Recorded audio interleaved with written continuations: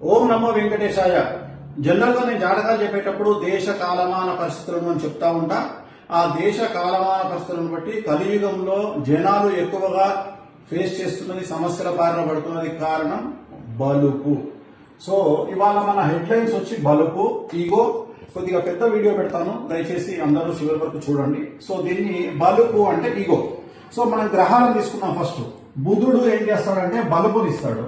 చంద్రుడు ఏం చేస్తాడంటే చులకన భావాన్ని ఇస్తాడు. అంటే ఇతరులు అంటే చులకనగా మాట్లాడము, చులకనగా చూడడం అనేది చంద్రుడు ఇస్తాడు.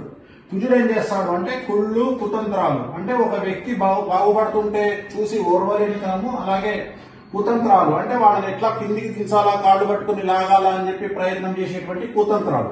సో ఒక వ్యక్తి ఇలాంటి పనులు ఎందుకు చేస్తాడు అంటే ఒక వ్యక్తికి ఈగో ఎందుకు వస్తుంది, ఒక వ్యక్తికి చులకన భావం వేరే వాళ్ళంటే ఎందుకు వస్తుంది, ఒక వ్యక్తి ఇతరులను చూసి కుళ్ళుకోవడము లేదా కుతంత్రాలు చేసి అతన్ని కిందికి లాగడము లాంటివి ఎందుకు చేస్తాడు అంటే ఎవరి జాతకంలోనైతే బుధుడు లేదా చంద్రుడు లేదా కుజుడు 1వ స్థానంలో అంటే లగ్నంలో, 6వ స్థానంలో, 8వ స్థానంలో, 12వ స్థానంలో, అలాగే చంద్రుడు 1, 6, 8, 12, అలాగే కుజుడు 1, 6, 8, 12, లేదా ఈ చంద్రుడి మీద, బుధుడి మీద, కుజుడి మీద శని దృష్టి ఉన్నట్లయితే, ఈ ముగ్గురిలో శని దృష్టి ఉన్నట్లయితే సో వీళ్ళు ఇలాంటి పనులు చేస్తారు.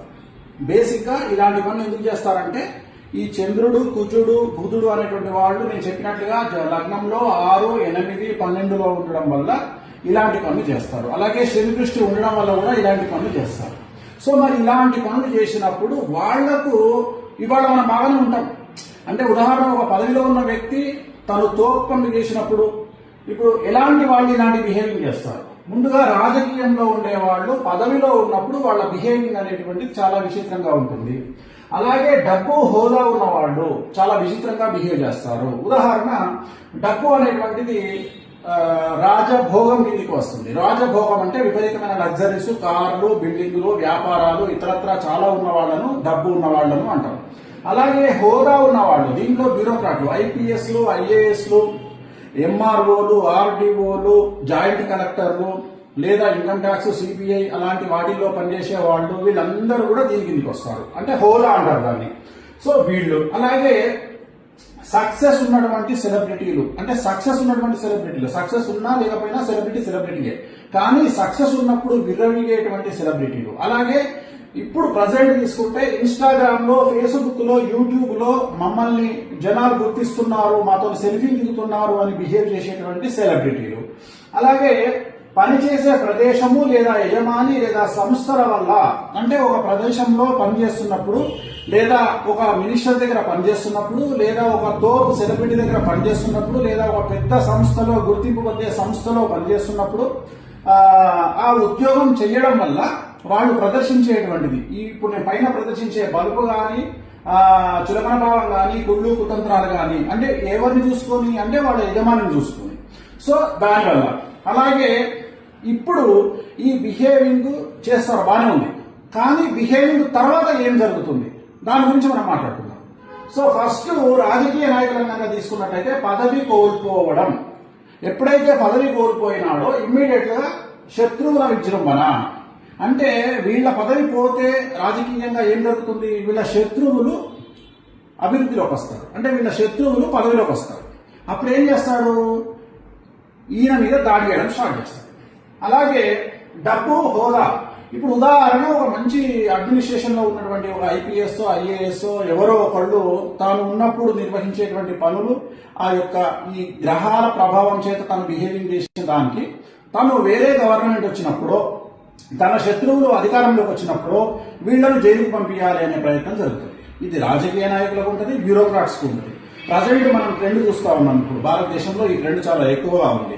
సో ఎవరైతే రాజకీయ నాయకులు ఉంటారో లేదా మంచి పదవిలో ఉండేటువంటి రాజయోగంలో ఉంటారో, అంటే ఐఏఎస్ కానీ, ఐపీఎస్ కానీ, ఇతరత్ర సెక్రటరీస్ కానీ, ఓఎస్డీ కానీ, ప్రిన్సిపల్ సెక్రటరీ కానీ, వాళ్ళందరూ వేరే వాళ్ళు రూలింగ్ లోకి వచ్చినప్పుడు జైలుకు పోయేటువంటి అవకాశాలు ఉంటాయి. సో నెక్స్ట్ హోదా. హోదా అంటే మనం ఆ పొజిషన్ అనుకున్నాం. అలాగే డబ్బు, బాగా డబ్బుండి బాగా మంచి విపరీతమైన ప్రాపర్టీస్ కొనుక్కొని లేదా విపరీతంగా డబ్బు సంపాదించి విపరీతమైనటువంటి లాభాల్లో వ్యాపారాలు చేసి డబ్బులు సంపాదించి ఆ డబ్బు వల్ల ఈ 3 గ్రహాల వల్ల బలుగును ప్రదర్శించే వాళ్ళు ఉంటారు. వాళ్ళ జాతకంలో సడన్ గా వాళ్ళు సంపాదించిన ప్రాపర్టీస్ కోల్పోవడము, లేదా ఇన్కమ్ ట్యాక్స్ రైట్స్ జరిగి, లేదా సిబిఐ రైడ్లు జరిగి, లేదా ఈడీ రైడ్లు జరిగి ప్రాపర్టీస్ సీజ్ అవ్వడము, బ్యాంకులు సీజ్ అవ్వడము, అకౌంట్లు సీజ్ అవ్వడము, అలాగే సడన్ గా ఫ్యామిలీ అంతా వెళ్తుంటే యాక్సిడెంట్ లో చనిపోవడము, లేదా సడన్ గా ఫ్యామిలీలో ఆర్థిక పరమైనటువంటి కొట్లాటలు జరిగి తోబుట్టువులు, బంధువులు ఇలాంటి వాళ్ళు కేసులు వేసి న్యాయపరమైనటువంటి వ్యవహారాలు ఎదుర్కోవడము, అలాగే మంచిగా నడిచేటువంటి వ్యాపారం సడన్ గా, అంటే ఉదాహరణ సంవత్సరానికి 100 కోట్ల టర్న్ ఓవర్ అయ్యేటువంటి వ్యాపారం సడన్ గా డబల్ డిజిట్ కు పడిపోవడం, అంటే బిలో 100 కోట్లకు పడిపోవడము, ఇలాంటి సమస్యలన్నీ ఎదురవుతాయి. నెక్స్ట్ తీసుకుంటే మనకు సక్సెస్. సో ఈ సక్సెస్ ఏంటి అంటే ఈ సెలబ్రిటీ స్టేటస్. ఈ సినిమా హిట్ ఉన్నప్పుడు ఒకలాగా బిహేవ్ చేస్తారు, సినిమా హిట్లు అయిపోయిన తర్వాత ఒకలాగా బిహేవ్ చేస్తారు. సినిమా హిట్లు అయిపోయినప్పుడు రెచ్చిపోతారు, సినిమా హిట్లు లేనప్పుడేమో డిప్రెషన్ లోకి వెళ్ళిపోతారు, రూమ్ లో నుండి బయటికి రారు.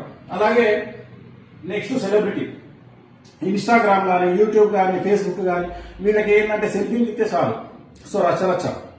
సో వీళ్ళలో ఎప్పుడు సడన్ గా వీళ్ళకున్న ఫేమ్ తగ్గిపోవడం, వీళ్ళ అకౌంట్ క్లోజ్ అవ్వడం, ఉదాహరణ ఇన్స్టాగ్రామ్ అకౌంట్ పోయింది, యూట్యూబ్ అకౌంట్ పోయింది, ఇలాంటి అకౌంట్ పోయినప్పుడు వీళ్ళు సమస్యల బారిన పడడం, అంటే వీళ్ళకు వచ్చే ఇన్కమ్ సోర్స్ తగ్గిపోతుంది. యూట్యూబ్ లో పెట్టే కంటెంట్ ఎప్పుడైతే పెట్టలేరో తగ్గిపోతుంది. అలాగే ఎక్కువగా సెలబ్రిటీలు బయటకు వచ్చినప్పుడు ఏమైందంటే మీడియా అటెన్షన్, జనాల అటెన్షన్ వాళ్ళ మీద ఉండి, వాళ్ళ మీద లేనిపోయినటువంటి ప్రాపగండా జరిగి, నెగిటివ్ ప్రాపగండా జరిగి, దాన్ని కొంతమంది ఎదుర్కొని తలెత్తుకొని ఫైట్ చేసి బయటకు వచ్చే వాళ్ళు ఉంటారు, కొంతమంది డిప్రెషన్ లోకి వెళ్ళేవాళ్ళు ఉంటారు. సో దానివల్ల డిప్రెషన్ లోకి వెళ్ళడము. నెక్స్ట్ పనిచేసే ప్రదేశాల వల్ల ఎక్కువగా బలుపును ప్రదర్శించడం, అంటే ఉదాహరణ ఒక దగ్గర పనిచేసే వ్యక్తి తన యజమాని చూసుకోనో, తన పదవిని చూసుకోనో, తన పలుకుబడిని చూసుకోనో రెచ్చిపోయి తీరా ఉద్యోగం నుండి యజమాని తీసేశాడు, లేదా తనే ఆ ఉద్యోగం నుండి బయటికి రావాల్సి వచ్చింది. సో ఉద్యోగం లేకపోతే తన పరిస్థితి ఏంటి? సో తను ఎవరెవరినైతే బాధించాడో వాళ్ళందరూ టార్గెట్ చేసే అవకాశం ఉంది. సో ఆ ఉద్యోగం లేకపోవడం వల్ల ఫైనాన్షియల్ ఇబ్బందులు ఎదుర్కొనే అవకాశం ఉంది, సమాజంలో 10 మంది దాడి చేసే అవకాశం ఉంది. సో ఇవన్నీ, ఈ సమస్యలన్నీ వీళ్ళు ఎందుకు బిహేవ్ చేస్తారో అనేది మనం చెప్పుకున్నాం. ఎప్పుడు వస్తాయి సమస్యలు అనేది మాట్లాడుకుందాం. సో మన జాతకం బాగున్నప్పుడు మనం బిహేవ్ చేస్తాం. ఉదాహరణ గురు మహర్దశ, శుక్ర మహర్దశ, రవి మహర్దశ, చంద్ర మహర్దశ, సో ఇవన్నిట్లలో యోగించినప్పుడు, కొన్నిసార్లు శని మహాదశ, ఇవన్నీ యోగించినప్పుడు మనము రెచ్చిపోతాం. అంటే ఉదాహరణ మనకు నెలకు 5 లక్షలు వస్తుంది కదా అని చెప్పేసి మనం ఏం చేస్తాము, 5 లక్షలకు సంబంధించిన ఇన్స్టాల్మెంట్లు అన్ని పెట్టుకుంటాం, కమిట్మెంట్లు. సడన్ గా మన ఉద్యోగం పోయింది. ఏంది పరిస్థితి? 5 లక్షల రూపాయలు రావడం ఆగిపోయింది. ఏంది పరిస్థితి? ఫైనాన్షియల్ గా మనం ఇన్స్టాల్మెంట్ కట్టలేదు. మనం తీసుకున్నటువంటి వాటికి, ఉదాహరణ కారు, ఇల్లు, ఇతరత్ర, అవన్నీ స్టక్ అయిపోతాయి. అలాగే మన దగ్గర 10 కోట్లు ఉంటే మనం 20 కోట్ల వ్యాపారం చేయడానికి ప్రయత్నం చేస్తాం. సో ఇవన్నీ, అలాగే మన దగ్గర 2 కోట్లు ఉంటే ఏదో ఇంట్రెస్ట్ వస్తుంది కదా అని ఎవరికో అప్పిస్తాం, సో వాడు ముంచేస్తాడు. సో ఇవన్నీ ఎప్పుడు వస్తాయి అంటే ఏలినాటి శని నడిచినప్పుడు, అష్టమ శని నడిచినప్పుడు, అర్ధాష్టమ శని నడిచినప్పుడు, వ్యయ గురువు ఉన్నప్పుడు, అలాగే రాహు దశ, కేతు దశ నడిచినప్పుడు, అలాగే కుజ దశ నడిచినప్పుడు. అంటే ఈ దశా చిత్రాలు ఎప్పుడైతే మీ జాతకంలో వస్తాయో, ఉదాహరణ ఏలినాటి శని ఇప్పుడు ప్రస్తుతము కుంభం, మీనం, మేషరాశికి నడుస్తోంది. అష్టమ శని సింహరాశికి నడుస్తోంది. అర్ధాష్టమ శని మనకి ఎవరికి నడుస్తుంది? అర్ధాష్టమ శని ధనుస్సు, మకరం, వృచ్చికం, ధనుస్సు, మకరం, కుంభం. అంటే ఇప్పుడు ప్రజెంట్ ధనుస్సు రాశికి నడుస్తుంది. సో ధనుస్సు రాశి. అలాగే వ్యయ గురువు అంటే ప్రజెంట్ ఇప్పుడు ఎవరికి? కర్కాటక రాశికి ఉన్నాడు. రేపు వచ్చే నెల అక్టోబర్ 17వ తేదీ సింహరాశిలోకి వెళ్తున్నాడు. సింహరాశికి వ్యయ గురువు అవుతున్నాడు. సో రాహు దశ ఎవరికి నడుస్తుంది, కేతు దశ ఎవరికి నడుస్తుంది, కుజ దశ ఎవరికి నడుస్తుంది. సో ఈ దశా చిత్రాలు వచ్చినప్పుడు వీళ్ళు కొంతమంది పదవిని కోల్పోవడం, కొంతమంది ప్రాణగండాలు ఎదుర్కోవడం, అంటే ఆరోగ్యపరమైన ఇబ్బందులు ఎదుర్కోవడం, కొంతమంది న్యాయపరమైన చిక్కులు ఎదుర్కొని జైలుకు పోవడం, కొంతమంది income tax, GST, sales tax, commercial tax, లేదా ఈడీ, సిబిఐ లాంటి కేసులు ఎదుర్కోవడం, లేదా కొంతమంది మంచి పొజిషన్ లో ఉన్నటువంటి, అంటే ఉదాహరణకు పోలీసుల మీద తీసుకుంటే లా అండ్ ఆర్డర్ లో ఉన్న పోలీసు లూప్ లైన్ లోకి వెళ్ళడం, లైక్ ట్రాఫిక్, లేకపోతే ఇంకెక్కడో పని లేనటువంటి ప్రదేశానికి, అంటే పరపతి లేనటువంటి ప్రదేశానికి ట్రాన్స్ఫర్ అవ్వడము.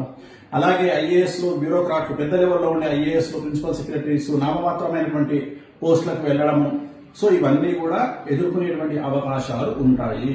కాబట్టి ఎప్పుడే కానీ మన పరిస్థితి బాగుంది కదా అని మనం ఎప్పుడు కళ్ళు నెత్తికెక్కినట్టుగా బిహేవ్ చేయవద్దు. సో సాధ్యమైనంత వరకు చాలా జాగ్రత్తగా ఉండాలి. ప్రజెంట్ భారతదేశ కాలమాన పరిస్థితులను బట్టి బట్ట కాల్చి మీదేయడం అనేటువంటిది చాలా ట్రెండింగ్ లో ఉంది. సో నేను నీ మీద బురద చల్లుతాను, నువ్వేమన్నా చేసుకో, నాకు సంబంధం లేదు. సో నేను తిట్టొచ్చు కానీ నువ్వు నా జోలికి రావద్దు, నేను నిన్ను విమర్శించవచ్చు, నువ్వు నా జోలికి రావద్దు. సో ఇలాంటి వ్యవహారం నడుస్తున్నటువంటి భారతదేశ ట్రెండ్. అలాగే నరఘోష చాలా తీవ్రంగా ఉంది. ఒక కారులో మీరు ఎక్కిపోతున్నా, మీ ఫ్యామిలీ వెళ్తున్నా చూసి తట్టుకునేటువంటి జనాలు లేరు. అది స్నేహితులైనా, బంధువులైనా, మన వాళ్ళు ఎవరైనా సరే. ఒక ఉద్యోగం మంచిది వచ్చినా, ఒక కారు కొనుక్కున్నా, ఒక పెళ్లి చేసుకున్నా, ఒక ఇల్లు కట్టుకున్నా, సో ఏది చేసుకున్నా నరఘోష, నరదృష్టి అనేది చాలా తీవ్రంగా ఉంది. తిరుమల వెంకటేశ్వర స్వామి వారికే తప్పడం లేదు నరదృష్టి. సో మనం ఎంత వాళ్ళము. సో నరదృష్టి అనేటువంటిది రెగ్యులర్ గా ఉంటుంది. సో మరి వీటికి ఏం చేసుకోవాలి అంటే, భగవంతుడు కమాండ్ చేసే జాతకం 88% అయితే మన చేతిలో 12% అనేటువంటిది తగ్గి ఉండడం. సో మనం ఎప్పుడైతే మనకు ఎదురుగాలి వీస్తుంది అని అనుకుంటామో అప్పుడు తగ్గి ఉండడము. అలాగే ఈ రోజు మనము పొజిషన్ లో ఉన్నాం కదా, ఈ రోజు మనం ప్రభుత్వంలో ఉన్నాం కదా, లేదా ఈ రోజు మనం డ్యూటీలో ఉన్నాం కదా, ఈ రోజు మన దగ్గర డబ్బులు ఉన్నాయి కదా, సో ఇలాంటి ఆలోచనలు చేయకండి. దీన్ని జాతక విశ్లేషణ, దేశ కాలమాన పరిస్థితుల విశ్లేషణ రెండింటినీ కలిపి నేను చెప్తా ఉన్నాను. ఎందుకంటే నా దగ్గరికి చాలా మంది వస్తుంటారు. మొన్నటి వరకు 6 నెలల వరకు మేము 100 కోట్ల బిజినెస్ చేసాం స్వామి, సడన్ గా ఇప్పుడు బిలో 10% పడిపోయింది అంటే ఒక 10 కోట్ల బిజినెస్ వచ్చింది. సో దీన్ని బేస్ చేసుకున్న వాళ్ళు ఎన్నో కమిట్మెంట్స్ ఉంటాయి. ఇప్పుడు ఉదాహరణ మైనింగ్ చేసే వాళ్ళ గురించి మాట్లాడుకుందాం. మైనింగ్ చేసే వాళ్ళు ఏం చేస్తారు, సడన్ గా కొన్ని 100 కోట్ల రూపాయల మైనింగ్ చేసేటప్పటికి ఇక్కడ ప్రొక్లైనర్, జేసీబీలు, ఇతరత్ర ఇనుము రకమైనటువంటి ఐటమ్స్ అన్ని కొనేస్తారు. కొనేసి ఒక 50 కోట్ల 100 కోట్ల ఇన్వెస్ట్మెంట్ పెట్టేస్తారు. తీరా చూస్తే ఆ మైనింగ్ అనేది సడన్ గా కొత్త గవర్నమెంట్ వచ్చి లేదా ఎవరికైనా పడకపోవడం వల్ల ఆ ప్రాజెక్ట్ ఆగిపోతుంది. అప్పుడు ఏమవుతుంది, ఆ ప్రాజెక్ట్ ఆగిపోయింది అంటే మీరు పెట్టినటువంటి 100 కోట్ల రూపాయలు రిజల్ట్ అనేది శూన్యం. సో ఇలాంటివి జరిగే అవకాశం ఉంటుంది. సో అందుకనే జాగ్రత్తగా ఉండండి. ప్రస్తుతం దేశ కాలమాన పరిస్థితులు చాలా బాగా లేవు. అన్నిటికంటే ముఖ్యమైన విషయాన్ని చెప్పదలుచుకున్నా, ఎప్పుడైతే మీరు సెలబ్రిటీయో, డబ్బు సంపాదించడమో, మీకు పేరు ప్రఖ్యాతులు వచ్చినాయో ఖచ్చితంగా మీరు సమాజంలో సమస్యలను ఎదుర్కోబోతున్నారు అని మానసికంగా ఫిక్స్ అవ్వండి. ఈ సమాజంలో శుద్ధపూస ఎవ్వరూ లేరు కాబట్టి ఎవడో మనల్ని విమర్శిస్తాడు, ఎవడో మనల్ని తప్పుపడతాడు, లేదా ఎవడో మన గురించి ప్రాపగండ చేస్తాడని మర్చిపోండి. ఎందుకంటే ఎవరు శుద్ధపూసలు కాదు. సమాజంలో తప్పు చేయకుండా బతికేవాడు ఎవడూ లేడు. అలాగే సక్సెస్ అనేది వాళ్ళు వస్తుంది, రేపు వెళ్తుంది. ఈ రోజు సక్సెస్ రాగానే పొంగిపోవడము, కింగిపోవడము తప్పు. సక్సెస్ ఎలా కొట్టాలని ఆలోచించండి. ఒక సినిమా హీరో, మీకు తెలియకపోవచ్చు, సినిమా హీరోలు ఫెయిల్ అయితే సంవత్సరం నుండి కూడా బయటికి రానటువంటి సినిమా హీరోలు నాకు తెలుసు. అలాగే మంత్రి పదవులు కోల్పోయి ఎమ్మెల్యేలుగా ఓడిపోయి సంవత్సరాలు ఇంట్లో ఉండి డిప్రెషన్కి లోనైనటువంటి రాజకీయ నాయకులు నాకు తెలుసు. అలాగే లవ్ ఫెయిల్యూర్ అయ్యి నమ్మినవాడు మోసం చేసిన హీరోయిన్లు నాకు తెలుసు. సో ఇలా చాలా మంది చాలా రకాలుగా నా దగ్గరికి వస్తుంటారు. సో ఎందుకు చెప్పాలనుకుంటున్నానంటే, జాతకాన్ని కూడా మనం 12% స్వయం కృతాపరాధం అంటాం. అంటే గాలిలో దీపం పెట్టి దేవుడు ఏమంటాడంటే, దేవుడా అని చెప్పి మనం ఆశించొద్దంట, మన ప్రయత్నం మనం చేయాలంట. ఏం చేస్తున్నాము, దేవుడు ఆడ గాలిలో దీపం ఉంటే అట్లీస్ట్ ఆ 2 చేతులతోని దీపాన్ని ఆపే ప్రయత్నం చేస్తున్నాం. అంటే గాలిని కంట్రోల్ చేసే ప్రయత్నం మనం చేస్తే భగవంతుడు అనుకుంటాడట, ఓహో వీడు ప్రయత్నం చేస్తున్నాడు కాబట్టి వీడికి నేను సహకరించాలి అని గాలిని కంట్రోల్ చేస్తాడంట. సో నేను అనేది పాయింట్ ఏంటంటే, మనకు భగవంతుడు సహాయం ఎలాగో ఉంటుంది, కానీ మనం చేసే ప్రయత్నం, మానవ ప్రయత్నం మిస్ అవుతుంది. ఆ ప్రయత్నాన్ని చెయ్యండి. చాలా మంది మేము కష్టపడి పైకి వచ్చినామంటారు. కష్టపడి పైకి వచ్చినామనే మాట ఇక మీదట మాట్లాడకండి. కసితో పైకి వచ్చినామని మాట్లాడండి. ఎవడైనా కష్టం చేస్తేనే పైకి వస్తాడు, కష్టం చేయకుండా ఎవరు పైకి రారు. కానీ కసితో పని చేయండి. కలియుగంలో ఇప్పుడు మనం ఉన్నటువంటి సమయంలో కష్టపడి పని చేస్తే సక్సెస్ దక్కదు, కసితో పని చేస్తే సక్సెస్ దక్కుతుంది. అలాగే ఎంత ఎదిగినా ఒదిగి ఉండడం అనేటువంటిది నేర్చుకోండి. సో ఇది మానవ ప్రయత్నం అని చెప్తా ఉన్నా నేను. అలాగే డబ్బులు చేతిలో ఉన్నాయి కదా అని ఇష్టం వచ్చినట్లుగా ఇన్స్టాల్మెంట్లో వస్తువులను కొనడము, ఇష్టం వచ్చినట్లుగా కార్లు కొనడము, ఇష్టం వచ్చినట్లుగా షో ఆఫ్ చేయడము మరీ ఎక్కువైపోయింది ప్రస్తుత కలియుగంలో. సో జాగ్రత్తగా ఉండండి. రాబోయేటువంటి పరిస్థితులు చాలా కష్టతరంగా ఉండేటువంటి అవకాశాలు ఉన్నాయి. ఎందుకంటే గురువు ఎప్పుడు అతిచారంలోకి వెళ్ళలేదు. ఫస్ట్ టైం నాకు బుద్ధి తెలిసినప్పటి నుండి గురువు సంవత్సరంలో 2 రాశులు మారుతా ఉన్నాడు. గురువు ఎప్పుడు ఒకటే సంవత్సరంలో ఒకటే రాశి మారుతాడు. అలాంటిది వచ్చే నెల అంటే అక్టోబర్ 17వ తేదీ నుండి డిసెంబర్ 5 వరకు గురువు మిథున రాశి నుండి కర్కాటక రాశిలోకి ప్రవేశిస్తా ఉన్నాడు. తిరిగి అక్కడి నుండి మళ్ళీ వెనక్కి వస్తా ఉన్నాడు. సో ఇది మనం ఎక్స్పెక్ట్ చేయనటువంటి గ్రహ గమనములో ఒక అతిపెద్ద మార్పు, ఒక అతిపెద్ద సంచలనం. కాబట్టి ప్రతి మనిషి, గురువు అంటే ఏంటండి, అరే వాడికి గురుబలం ఉందా అంటారు. సో గురుబలం ఉంటేనే ఈ సెలబ్రిటీలు కానీ, పొలిటీషియన్లు కానీ, హీరోయిన్లు కానీ, హీరోలు కానీ, సెలబ్రిటీ స్టేటస్ కానీ, ఏదో ఒకటి విఐపి స్టేటస్ కానీ, బ్యూరోక్రాట్ స్టేటస్ కానీ, పదవి కానీ, ఇవన్నీ గురుబలం వల్ల వచ్చేవి. సో ఇప్పుడు రాబోయేటువంటి 48 రోజుల పాటు గురువు తాను సడన్ గా ఒక రాశిలోకి నుండి ఇంకో రాశిలోకి వెళ్ళి మళ్ళీ వెనక్కి వస్తా ఉన్నాడు. అంటే ఉదాహరణ, మనం విమానం నడిపేటప్పుడు, కారు నడిపేటప్పుడు, పడవ నడిపేటప్పుడు, ఏదైనా ప్రయాణం చేసేటప్పుడు సడన్ గా ముందుకెళ్తున్నటువంటి బండిని సడన్ గా బ్యాక్ గేర్ వేస్తే, వెనకకి గేర్ మారిస్తే ఒక్కసారి ఏమైపోతుంది, క్రాష్ అయిపోతుంది. సో అలాంటి ఒక సిచ్యువేషన్ మనకు రాబోతా ఉంది. ఆర్థికంగా ఏదైనా సంచలనం జరగవచ్చు. సో ఇవన్నీ ఎవరైతే ఇప్పుడు నేను చెప్పినటువంటి గ్రహ గమనాలు ఉన్నాయో, ఈ గ్రహ గమనాన్ని బేస్ చేసుకొని జాగ్రత్తగా ఉండండి. రాబోయే కాలంలో వాటికి సంబంధించినటువంటి రెమెడీస్ మీ దగ్గరలో ఉన్నటువంటి జ్యోతిష్కులను కానీ, పంతులను కానీ, పండితులను కానీ అడిగి తెలుసుకోండి. సాధ్యమైనంత వరకు అనియమనిగి ఉండండి. సాధ్యమైనంత వరకు డౌన్ టు ఎర్త్ గా ఉండండి. కొద్దిగా ఈగోలు అలాగే అతిని తగ్గించుకొని మెరగడానికి ప్రయత్నం చేయండి. ఓం నమో వెంకటేశాయ.